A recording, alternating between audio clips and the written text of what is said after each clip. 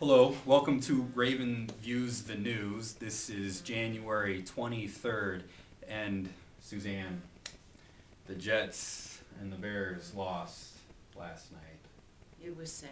Yeah. It was sad. I mean, we are here in Chicago. Chicagoland, Yeah.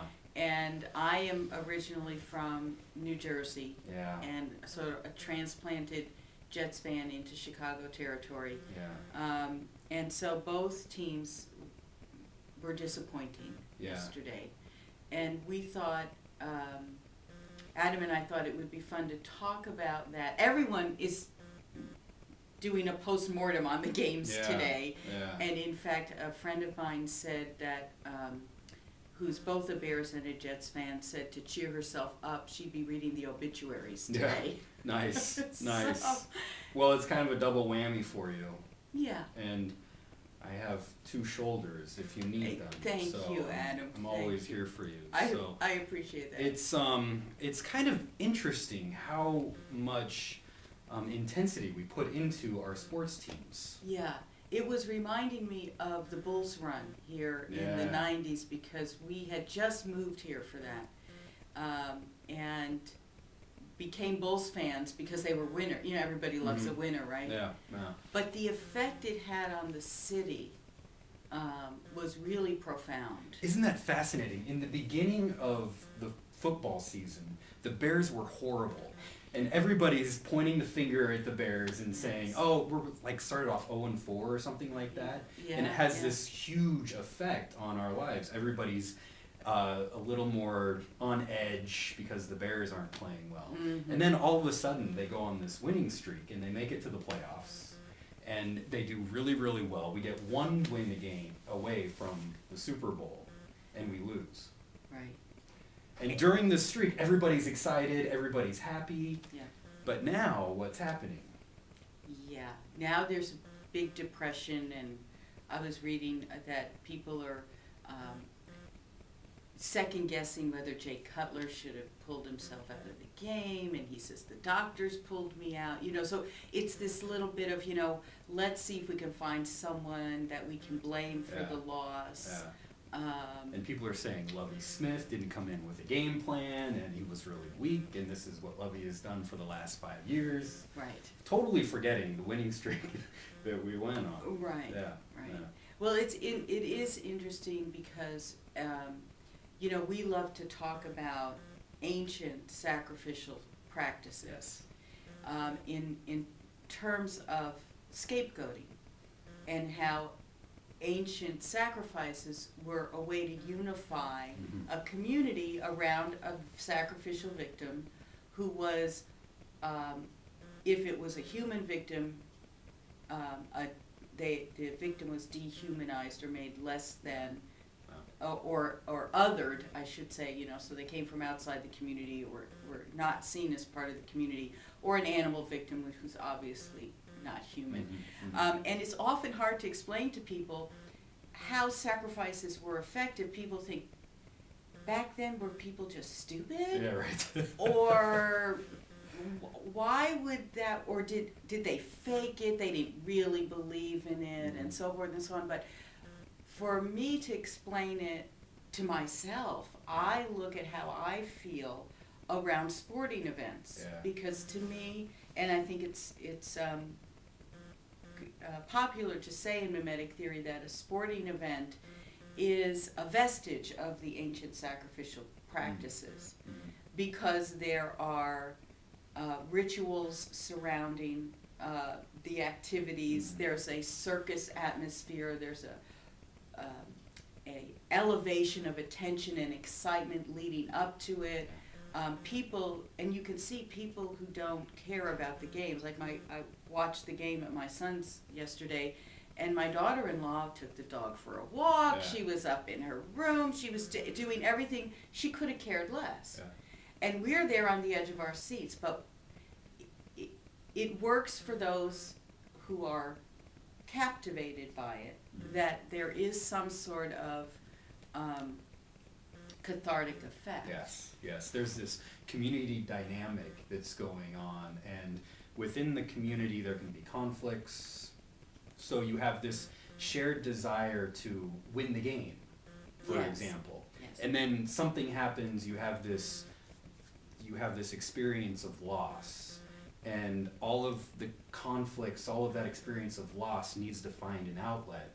And it has this cathartic outlet when you sacrifice the victim in ancient sacrifice. And now we need an outlet for losing this football game. And so you sacrifice Jay Cutler. Well, of course. Because Right. he's weak and he didn't finish the game. And why is he standing up if he really has this knee injury? Well, and what's interesting is that the reason now that we return to the search for a victim is because the ritual was a failed ritual, Yeah. in that we didn't win the game. Yeah. Okay, so we had all the parts leading up to the ritual event, and then at the last minute, the knife slipped out of the high priest's hand, or the victim screamed out and broke the illusion that there was no suffering, whatever it was that would lead to a failed sacrifice. That's what is represented in our sporting scenario here when our team loses. Mm-hmm. And so then the hunt for another victim comes into play. Right. It gets picked up, right? Right. So Another way to find unity at the expense of someone else. Yes. So you didn't find you found unity, but you lost the game. So where do you find unity now? Yeah. At the expense of Jay Cutler or Lovie Smith or someone. Right.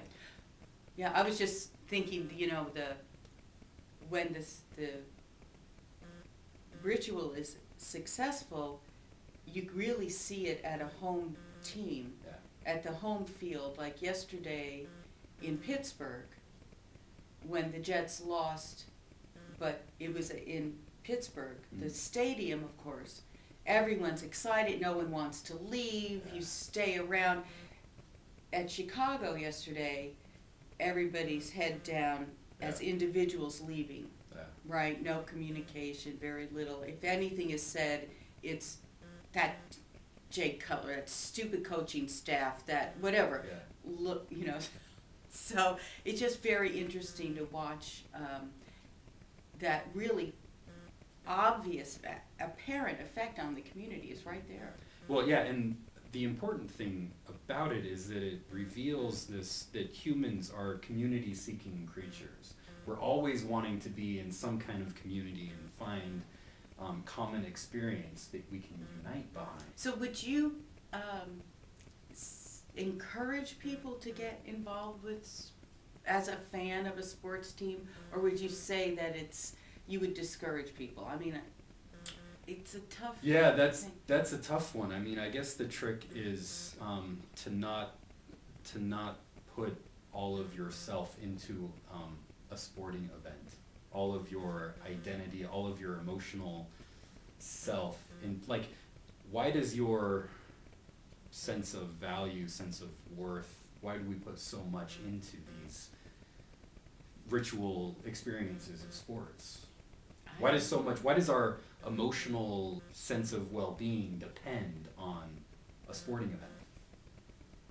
Well, it has to come from somewhere, Yeah. right? Yeah. I mean, I know, again, in Chicago, the Cubs haven't won for I don't know how many long. This has been in a baseball team, and people's identity is wrapped up in being long-suffering Cubs fans. The victim. So like you have your identity wrapped up in it, and there's, I guess it is that is the question to ask if you are a really rabid fan of something is, what does that say about the where your identity is centered, and perhaps being centered in a sports team is as good as being centered anywhere. The thing that I often had problems with, and especially wonder about children in sports, because we live in an area where children are really encouraged to be parts of teams, and it's looked at as something really positive that they learn how to be not always out for themselves, but to be giving and sacrificing for the sake of a larger unit, their team. And I always really love that expression of it. But what I was always concerned about was, but what about the guy that loses? What about the team you beat? Yeah.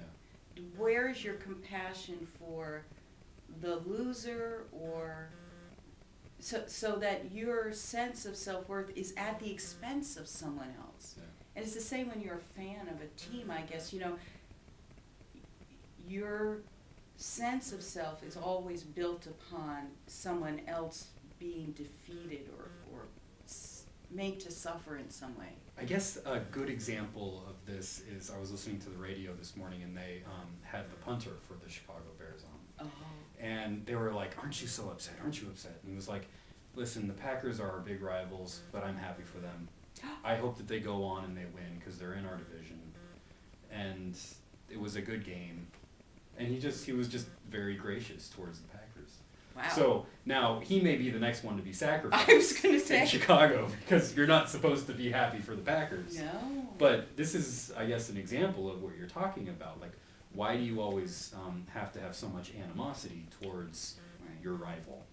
Can you be happy for the person who won? That might be the trick. I don't know. I don't know. I don't know, because to be happy for them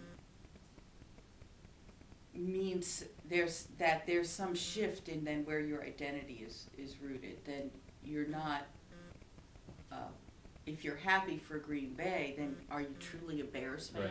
So then people start to question you, and so are you part of that community anymore? Right. Then you're part of some other kind of community that doesn't care as much, or Well, that you'll be sacrificed as the traitor. Yes, right. Part of the sacrificial mechanism, which is being highlighted now in football, is the injuries that are occurring to football players, the concussions that cause brain injury and debilitating illness, and that we as fans, there's a way in which we are sacrificing the team that we're a fan of for our own sense of identity and our own cathartic effect and our own sense of community. Yeah. Football especially is such a high impact sport, yeah, that violence is really on the surface, yet ignored. Yeah, well, we ignore the damage that it causes to retired players, and we don't think about it, and the way that they sacrifice their bodies for our enjoyment. For our enjoyment, because to think about it would be not to no longer be able to get enjoyment out of it. And that's one of the things we do talk about, is that the way out of a sacrificial, an identity rooted in sacrifice, is to see the suffering that you're causing by having your identity dependent on victimizing someone else. And so that it's interesting to see how in the world of football that discussion is coming more and more into the open. And so it'll be interesting to see if it affects the fan base, or I know there was just some commercial that was showing high impact sounds, and the NFL had the commercial stopped. I don't remember what product it was for, but you know, it's a attempt to pretend it's not quite as violent as it is, you know, so I don't know where that's going to come out. You know, I remember this one tackle yesterday during the Bears game where parts of the helmets chipped off. Oh, geez. Yeah, they went helmet to helmet, and part of one guy's helmet chipped off and flew over. So it's it's this high impact sport, and has an effect that we would rather not see on people. So this is the dilemma that we find ourselves in as human beings, all the way going back to ancient sacrifice to modern day football. Right. And we'd like to hear your thoughts.